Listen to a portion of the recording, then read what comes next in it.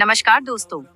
22 जनवरी का ये पावन दिन आध्यात्मिक दृष्टि से एक दुर्लभ और अत्यंत महत्वपूर्ण अवसर लेकर आ रहा है।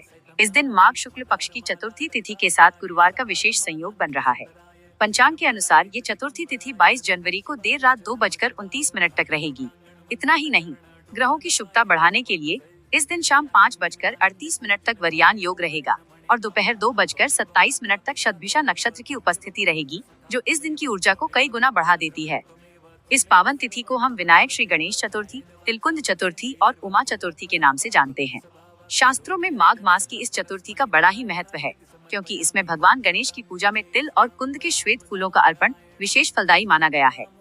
मान्यता है कि जैसे कुंद का फूल पवित्र होता है, वैसे ही यह पूजा भक्त के हृदय को शुद्ध कर देती है। इस व्रत के महत्व के पीछे एक बहुत ही सुंदर पौराणिक कथा है। कहा जाता है कि जब देवताओं पर संकट के बादल मंडरा रहे थे, तब इसी दिन भगवान गणेश ने अपनी अद्भुत बुद्धिमत्ता और पराक्रम से असुरों का दमन कर देवताओं को संकट मुक्त किया था। भगवान शिव ने गणेश जी के इसी सामर्थ्य को देखकर उन्हें प्रथम पूज्य और विघ्नहर्ता होने का वरदान दिया, जिससे यह तिथि वरद चतुर्थी के रूप में भी प्रसिद्ध हुई। साथ ही ये माता पार्वती यानी माता उमा को भी समर्पित है। विशेष रूप से महिलाओं द्वारा इस दिन कुंद और अन्य पुष्पों के साथ गुड़ और नमक से गौरी पूजा की जाती है, जिससे वैवाहिक जीवन में सुख, समृद्धि और अखंड सौभाग्य का आशीर्वाद मिलता है। अब बात करते हैं पूजा की सरल और सटीक विधि की, जिसे अपनाकर आप भगवान गणेश और माता गौरी को प्रसन्न कर सकते हैं। सबसे पहले इस शुभ दिन पर सुबह ब्रह्म मुहूर्त में उठकर स्नान करें और पीले रंग के स्वच्छ वस्त्र धारण करें। पूजा घर की सफाई करके एक चौकी पर लाल या पीला कपड़ा बिछाएं और उस पर भगवान गणेश और माता पार्वती की प्रतिमा स्थापित करें। सबसे पहले गणेश जी का गंगाजल से अभिषेक करें, फिर उन्हें चंदन का तिलक लगाएं और सिंदूर अर्पित करें।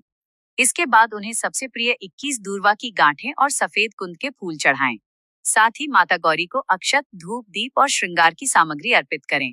भोग में भगवान गणेश को तिल के लड्डू या मोदक और माता गौरी को गुड़ और नमक अर्पित करना अत्यंत शुभ माना जाता है। पूजा के दौरान "ओ गं गणपतये नमः" मंत्र का निरंतर मानसिक जाप करते रहें। अंत में विनायक चतुर्थी की कथा सुने, कपूर से आरती करें और अनजाने में हुई भूल के लिए क्षमा प्रार्थना कर प्रसाद वितरित करें। ऐसा करने से व्यक्ति के जीवन के समस्त विघ्न तिल के समान छोटे होकर समाप्त हो जाते हैं और घर में सुख ऐश्वर्य का वास होता है।